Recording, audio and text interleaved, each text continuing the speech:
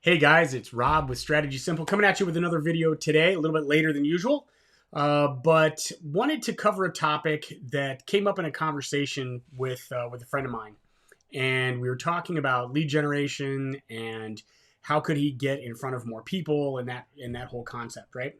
And really, what it came down to is he was using terminology that his leads just weren't familiar with.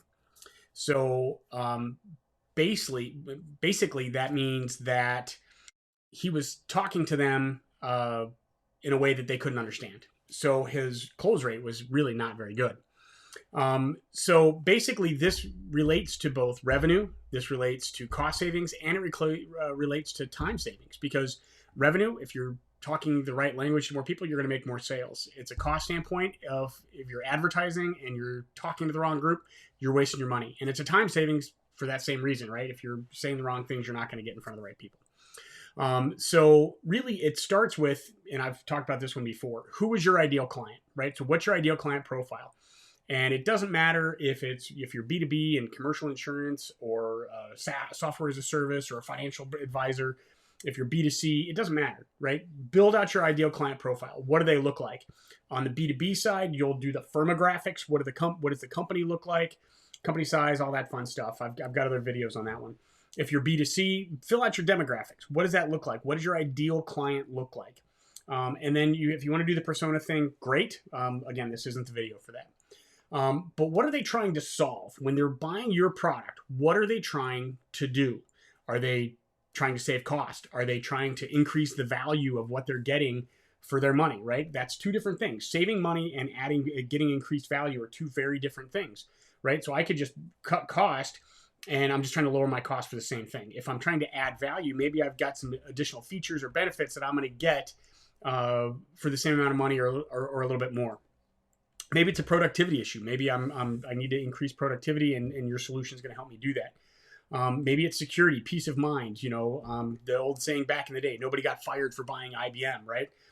Sometimes that's what they're trying to solve. They're trying to make a purchase from a security standpoint. So again, it doesn't matter if it's B2B or B2C. Don't get caught up on that. Build out your client profile. Identify what they're trying to solve. I call that pain storming. I think you guys have heard me talk about that before. And then really drill down. So if you're in the B2B market, right, you're going after other companies. Don't use your don't use your terminology. Don't use your industry jargon. Use theirs. Talk to them like you're one of them. Not that you're on the outside trying to get in, but talk their language. If it's B2C and you're talking all in, if you're insurance or software or technology, if you're talking that language and they don't know it, they're just going to shut down. They're going to close down. Your arms are going to get crossed. You're going to lean back. They're going to turn their body, all that body language stuff.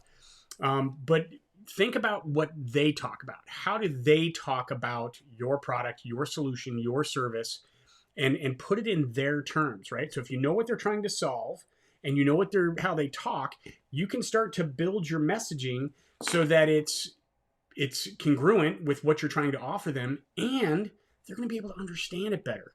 So, I always use the term, speak to me or speak to your clients the way that you'd want to be spoken to if you were them, right? Put yourself in their shoes.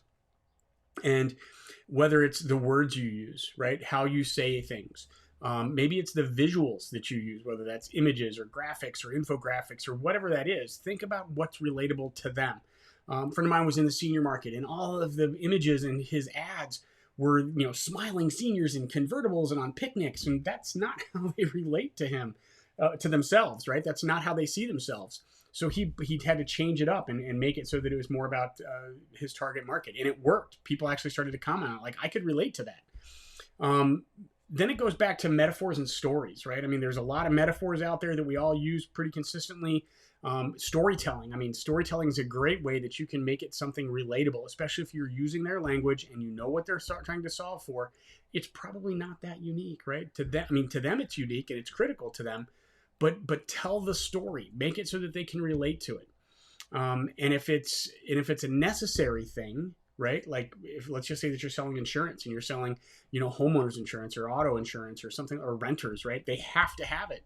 So why should they buy from you? Do you have more experience? Do you have more carriers that you can sell to them?